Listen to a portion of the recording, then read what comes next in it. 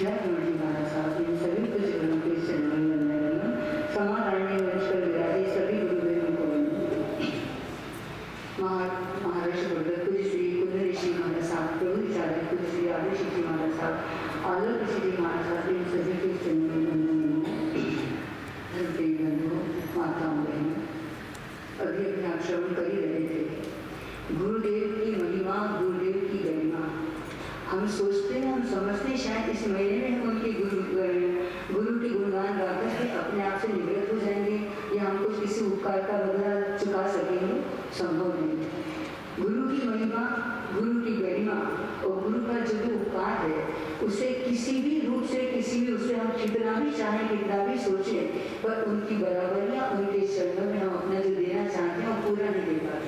मन बहुत होता है, मन तो इतना होता है गुरु के लिए क्या नहीं कर लूँ, क्या करूँ, ऐसा नहीं, क्या नहीं कर लूँ, पर कर नहीं पाते, हो नहीं पाता। इसलिए वो एक दो लाइन बोल के बोलती हूँ, जिस समो शरण में जिनवानी का बहता निर्मल झरना, वो आनंद धाम है अपना, वो आनंद धाम है अपना।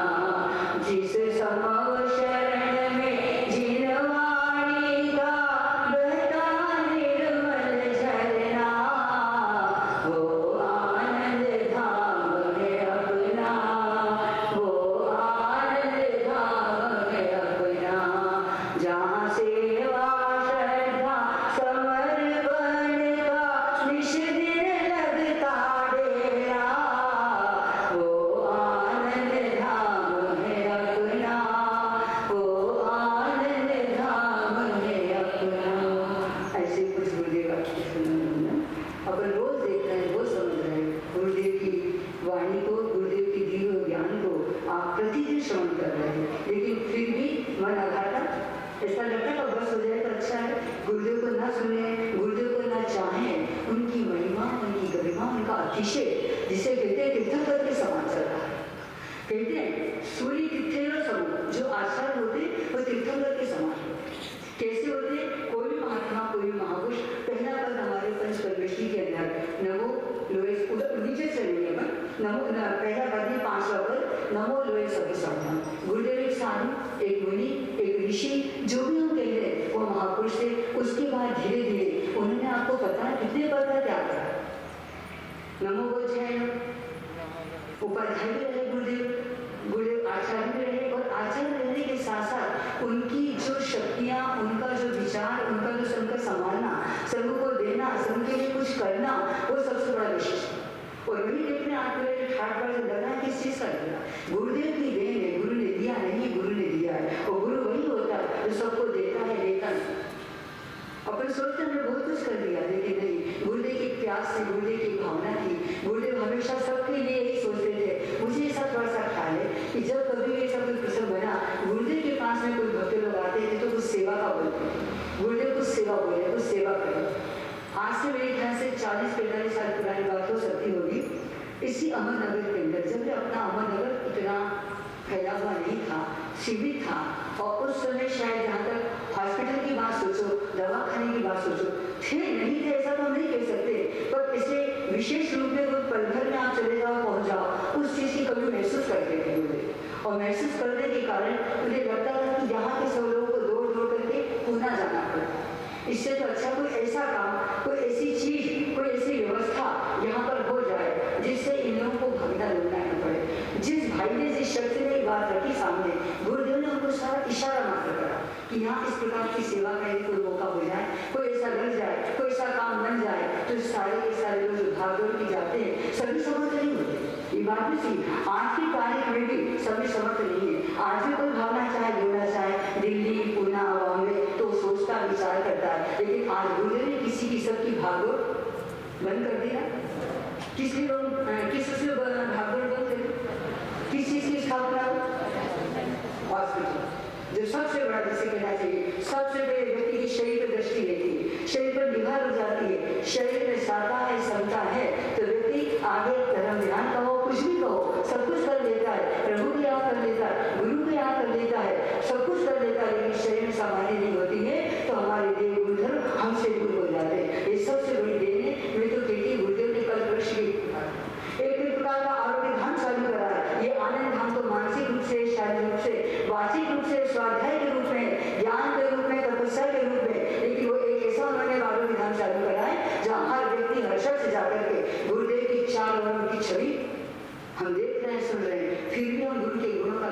करने में समर्थ नहीं हो सकते। सोचते बहुत है बाल लीला हमारा। इतने बड़े कबीर जी जो निर्गुण थे, निराकार वाले थे, उन कबीर जी ने एक ही दोहा कहा, गुरु के गुणगान गाने में कोई भी समर्थ नहीं है। कितना सुंदर कहा उन्होंने, पूरी धरती जो है, उस पूरी धरती को, उस महीने धरती भी होता है, उस धरती का मैं कागज बना लूँ। आप और हमने कबीर जी बोल रहे, उस धरती का पूरा कागज बना लूँ और जितना भी समुद्र में पानी है उसकी पूरी स्याही कर लूँ और जितना वनराज है, जितने भी जंगल में लकड़ियाँ हैं, उन सब की मैं कलम बना लूँ और उसके बाद में यदि मैं गुरु के गुणगान लिखने की सोचूं तो भी मैं समर्थ नहीं हूँ। जब वो कबीर जी समर्थ नहीं हो सकते तो आप हम कम समर्थ। लेकिन एक बात है, जो बालिका होती है ना, बच्चे जो होते हैं अनुकरण प्रिय होते हैं और आप अपने सब बच्चे हो, ये मत समझना हम बहुत सारे और बहुत बड़े हो गए, हमारी बहुएं आ गई हैं, हमारे पोता पोते हो गए, पड़ पोते हो गए, लड़ पोते हो गए, तो हम बहुत बड़े हो गए। किसी चीज में मायने में बड़े हो सकते, लेकिन गुरु की गरिमा में गुरु की बराबरी करेंगे, गुरु के उपदेश को, गुरु के चरणों में कुछ चढ़ाने के लिए हम कभी बड़े नहीं होते। हमारी बाल लीला, उस बाल लीला के समान ऐसे बच्चे होते ना, कई चीज का अनुकरण करते हैं। वे क्योंकि वो परिवार बहुत बड़े हैं, जिस परिवार में आज भी कोई संयुक्त परिवार होता है, जहाँ 15-20 मेंबर रहते हो, वहाँ पर आप देखो बच्चे जो ना एक दूसरे को देख करके काम करते। एक ने खाना खाया, सबके सब खाने की मांग करते, एक बाहर गए तो हमको भी बाहर जाना, एक को पानी पीना होता तो उसका मुझे भी पानी पीना। ये बाल लीला होती है, उनको सिखाना नहीं पड़ता, अनुकरण करते। ठीक हम सभी गुरु की भक्ति के लिए, गुरु की महिमा के अनुकरण कर रहे हैं, लेकिन हमसे वो पूरा हो नहीं पाता है। भक्तांगल के अंदर मान तो क्या चाहिए, वो भी ये कहते हैं प्रभु अरे शब्द भगवान ने आपको सिद्ध करने के लिए खड़ा हो गया हूँ, ऐसे संकल्प में हूँ, धर्म संकल्प में हूँ, जहाँ मुझे कहा है, चैलेंज दिया गया है, यदि जिन शासक के अंदर कोई ऐसा मंत्र हो, कोई ऐसा यंत्र हो, कोई ऐसा तंत्र हो, तो गुरु जिन शासन की महिमा गरिमा बता करके बताओ।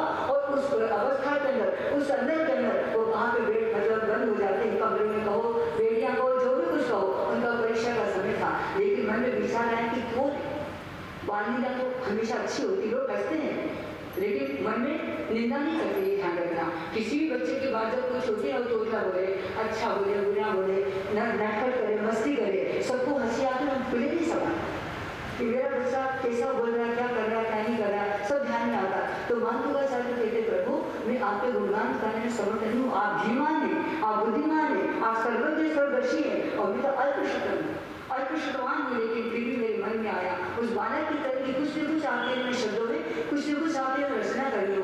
अल्पश्रुतम श्रुतवता परिहास धाम त्वद्भक्तिरेव मुखरी कुरुते बलाना यत्कोकिला किरमरो मधुरम विरोधी तच्चारुचार कनिका निकरे कहेतु।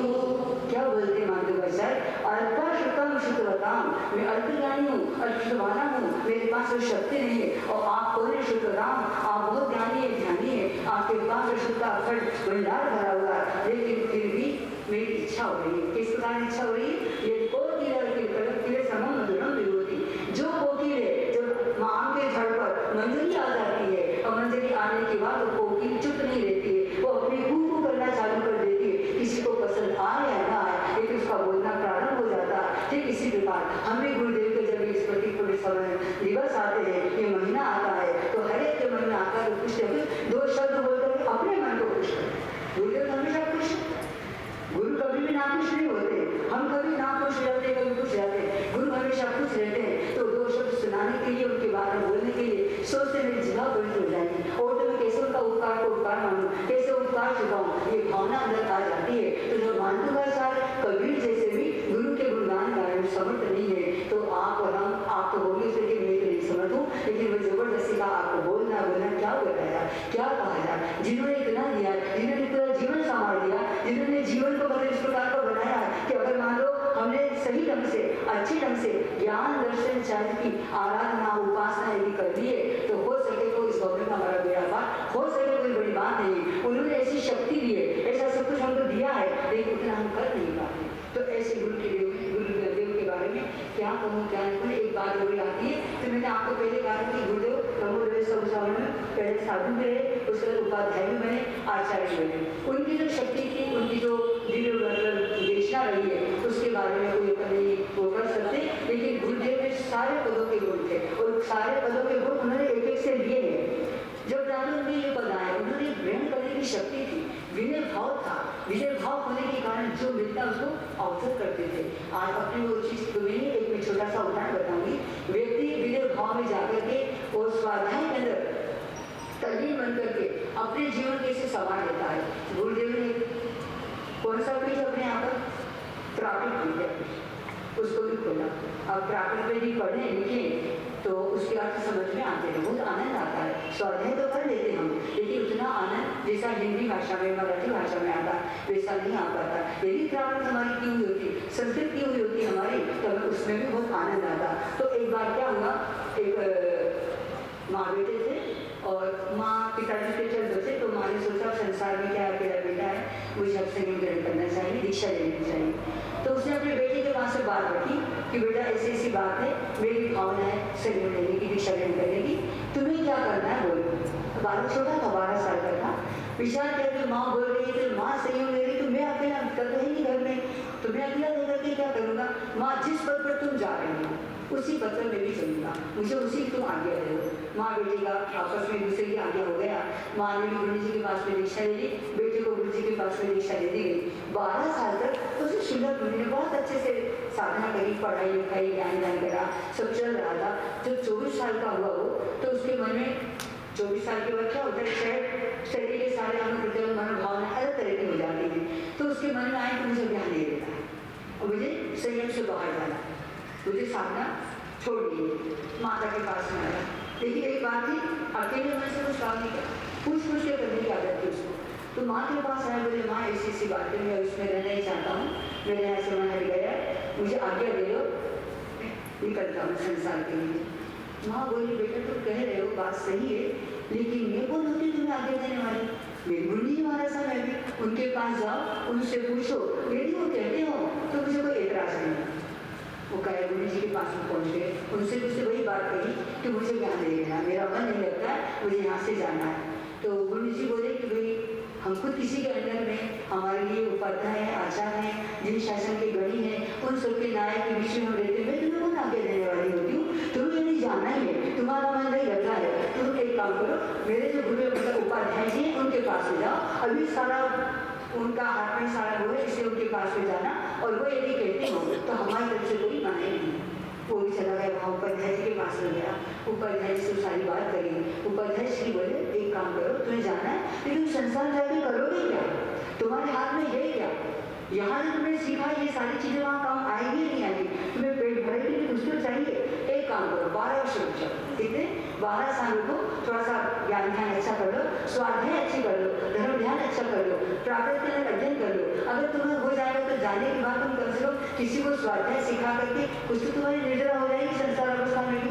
बोले ठीक, बहुत समझदार था, बोला था, विद्वान था। 12 वर्ष रुक गया वो, 12 वर्ष पूरे रुके, और रुकने के साथ पूरे दिन हुए, वर्ष हुए, पहुंच गया उपाध्याय जी के पास में। अब मुझे आप आगे दे दीजिए। तो उन्होंने कहा मैं तो नहीं दे सकता हूँ आज्ञा, हमारे संघ के नायक, हमारे गणी, हमारे आचार्य, हम खुद उनके अनुशासन में रहते, तो उनके पास जाओ। यदि उन्होंने कह दिया तो बहुत आराम से चले जाना, लेकिन उसके जाने की करो संसार में, एक ही दिमाग में तुझे जाना है। पहुंच गया आचार्य श्री के पास में और बोला मुझे ऐसी बात है, मुझे निकलना, मुझे जाने तो कुछ तो ज्ञान ध्यान कर लो, कुछ तो पूंजी पढ़ने ले लो, जाके करोगे क्या, तुम्हें कौन पूछेगा, कौन जानेगा, तुम्हारा खुद का अपना भरण पोषण तो चाहिए ना। तो ये इसको 12 वर्ष शुरू करें, ऐसे करते करते 12 वर्ष पूरे हुए। अब उसने सोचा कि मुझे सबसे रोक दिया 12 वर्ष तक, अब मैं किसी से भी नहीं पूछूंगा। पूछने गया फिर पता नहीं मुझे कौन रोक देगा। लास्ट आचार्य श्री थे, उन्होंने कह दिया 12 वर्ष पूरे हुए और दूसरे दिन सुबह हुआ प्रातःकाल। अब किसी को कहना नहीं सुनना नहीं, अपने उसी ड्रेस के अंदर, उसी पोशाक के अंदर चलते बने। सुबह से उन्होंने बिहार कर लिया, बिहार करके चलते चलते शाम तक साकेत नगर के वहाँ पहुंचे। वहाँ जाकर के देखते हैं कि कहाँ रुकूं, क्या करूँ, कुछ समझ में नहीं आ रहा। तो गाँव के बाद एक बहुत बड़ा फंक्शन चल रहा था, मतलब तैयारी थी वहाँ पे, राजा, मंत्री, रईस, शेर, साहूकार उस फंक्शन को देखने के लिए, उस नाटक को देखने के लिए सभी लोग गांव के बाहर के बगीचे में आकर के आने की तैयारी चल रही थी। उसने वहाँ के वाणी से पूछा, आजकल बातें लोगों की बदल मच रही है, लोग बहुत आ रहे हैं जा रहे हैं, तो कुछ समझ में नहीं आ रहा क्या कारण है। बोले आज हमारे नगर के अंदर बहुत बड़ा नाटक होने वाला और उस नाटक को देखने के लिए पूरे गाँव के लोग सभी आने वाले हैं, तो फिर मुझे रुकने की जगह मिलेगी क्या। बोले आप तो मुनि हो, आप तो संत हो और आपको इस भीड़ में रुकने की जगह तो नहीं, सब कुछ भरा पूरा। बोले रात होगी, मैं कोई जा नहीं सकता हूँ, सिर्फ एक रात के लिए मुझे एक कोना ही दे दो, एक जगह दे दो, तुम्हारा कार्यक्रम चलता रहेगा लेकिन मैं वापस लौटूंगा नहीं, मुझे कोना दे दो, मैं वहाँ देखने जाऊँगा, सूर्य प्रातः देख लूँगा। देखिए उसको ध्यान में आ रहा है, हमारे को चलो कोई संत पुरुष है बेचारे सुबह से चलते आ रहे हैं, एक जगह उनको देखे कुछ जगह ऐसी दिखी, ऐसी खिड़की थी था जिस खिड़की में से सारा दृश्य दिखाई देता था। वो जाकर के बैठ गए। 9-10 बजे रात्रि के समय नाटक चालू हो गया। राजा भी, प्रजा भी, मंत्री भी, सेठ भी, साहूकार भी, फुल खचाखच भरा। और जब ऐसे प्रोग्राम होते हैं तो खचाखच भरता है, नहीं भरता। अभी खचाखच नहीं भरेगा। रात्रि में प्रोग्राम हो गया, सब चले जाते हैं, कहीं भीड़ हो गई, लड़ाई हो गई, झगड़ा हो तो भले मिलता कुछ नहीं है, सुनने में नहीं आता, फिर देख कर भी खुश हो जाते हैं। लेकिन जहाँ जिस शासन की प्रभावना होती है वहाँ आते हैं, लेकिन धन्यवाद है नगर संघ को। फिर भी इस नगर संघ को जितना धन्यवाद दे रहा है उतना कम है। हर बात से, सेवा से, शुश्रूषा से, ज्ञान से, ध्यान से, स्वाध्याय से, तपस्या से किसी भी चीज की कोई कमी यहाँ पर नजर नहीं आती। ऐसे गुरुदेव ने सब वृक्ष लगाया, ऐसे गुरुदेव ने आपको ऐसी ऐसी चीजें दी है, ऐसी शक्ति दी है जिस शक्ति के माध्यम से आपका रोज अपना संसार का भी और अपने आध्यात्मिक जगत का भी कार्य बहुत सुंदर रूप से चल रहा है। वो रात वहाँ बैठ गया और बैठने के बाद वो नाटक चल रहा था। उस नाटक में एक लड़की थी छोटी सी, वो भी नाटक कर रही थी। उसके साथ जैसे बनाने वाले होते, गाने वाले होते, पूरा उनका वो था और चल रहा था। उसको बहुत सुंदर नाटक कर रही थी। राजा वगैरह सब लोग बैठे, एक कोने में बैठा बैठा मुनि रात की 3 बजी हुई। 3 बजे आके व्यक्ति ये शरीर है, कितने भी आप बच्चे नाटक करो, कितना भी उसको व्यक्ति थक जाता। वो जो नृत्य दिखाने वाली जो लड़की थी वो थक चुकी थी। थकते थकते उसकी आंखों में नींद से आई और नींद आई तो थोड़ा से लोग पाँव होना चाहिए, चटकने पटकने जो भी लटके रहते वो फर्क आ जाता उसके अंदर।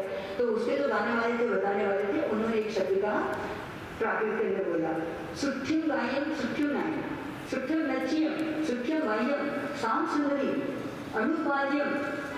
और उसमें साथ माँ गया माँ कमाए, तूने इतना अच्छा गाया, इतना अच्छा बजाया, इतना अच्छा तूने नाटक किया है। अनुपाद्यम थोड़ी सी देर की अनुपाद्यम दिख रहा है, इतने रात्रि भर तक तूने सारा कार्यक्रम बहुत सुंदर से दिखाया।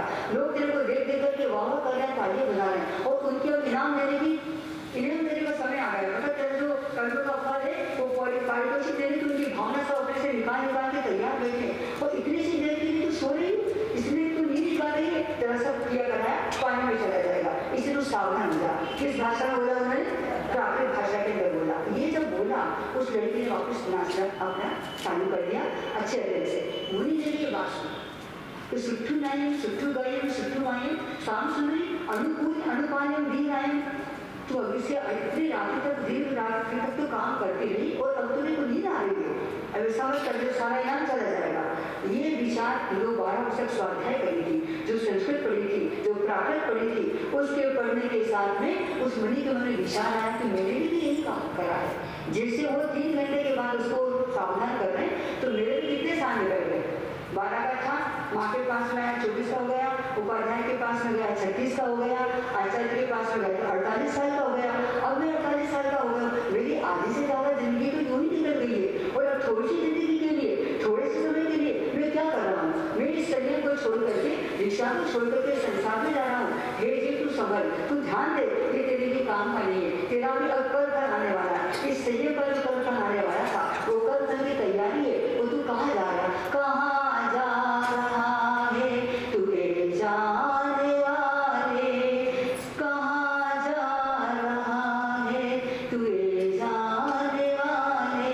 अंधेरा है मन में दिया तो जला ले, कहाँ जा रहा है।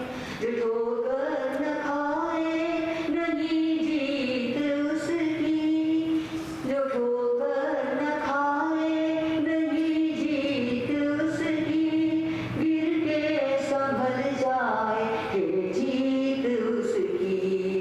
निशा मंजिलों के पाँवों में छाने, अंधेरा है मन का दिया तो जला ले,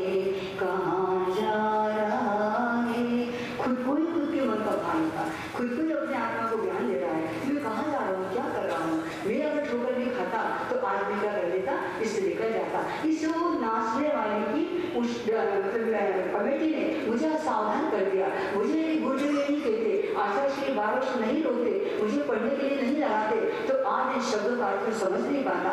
उनका अनंत उपकार है जिससे मैं जाते जाते किनारे पर गया कि पुनः लौट करके आ रहा हूँ और वहां से लौट करके वापस आ जाता। आने के साथ एक भी क्या करता, जैसे उनका नाटक खत्म हुआ कि सभी लोग उसको इनाम देने की तैयारी में होते। सबसे पहले इनाम मुनिराज ने अपने कंधे पर जो रत्न कम्बल थी, जो लाखों की थी उस समय में, वो रत्न कमल लाखों की होती थी, उस कम्बल को लिया और उसको शाम सुंदरी के ऊपर नाटक करने वाले उसको उठा दिया। लोग देखकर स्तब्ध हो गए कि मुनि कहाँ से आ, इनका क्या काम था, इनकी कोई जरूरत ही नहीं थी, ये भी नाटक देख रहे हैं और रत्न कमल इनाम में दी। सबसे पहले इनाम तो राजा देता है, मंत्री देता है, इन लोगों ने दिया है। सब विचार कर रहे हैं, मुनि मुनि को देख रहे हैं। इसके बाद राजा के लड़के ने भी दे दिया, मंत्री ने भी दिया, एक बहू ने भी दिया, सब इनाम दे रहे। तो राजा को ने शंका, जो काम मुझे पहले करना था वो सभी लोग कर रहे। पूछा बेटे से, पूछा बेटा मेरे तुमने इसको इनाम दिया, इसका कारण क्या है। बोले बस पिताजी माफ कर, मेरे मन में बहुत बड़ा पाप आ गया था, मेरे मन में आज इच्छा थी कि आप मुझे राज्य का भार मेरे को संभालने नहीं दे रहे, तो मैं आज आपको मरवाने की कोशिश कर रहा था कि आप खत्म हो जाएंगे, किस राज का राजनीति का राजा मैं बनूंगा। ऐसे पाप मेरे मन में आए थे। लेकिन इस गाथा को सुनने के बाद में, इस शब्दों को सुनने के बाद में मेरा मन पलट गया। मंदिर से पूछा तुम्हें क्या हुआ। बोले मैं आपके राज्य से निकल करके दूसरे राज्य को सहायता करने वाला था, आपके साथ आपको दगा देने वाला था, आपके साथ विश्वासघात करने वाला था, आपको धोखा देने वाला था। ये सब सोच करके मैं उधर जा रहा था शत्रु के पास में। लेकिन इसको सुना कि थोड़ी सी जिंदगी मैंने आपके राज्य का पूरा आकार संभाला, कोई उम्र में बिता दी है और अभी किसके पास जा रहा हूँ, क्या कर रहा हूँ। इसलिए मैंने उसको अंगूठी दी और एक बहुत ही सेठ थी, उसने अपने गले का हार दिया।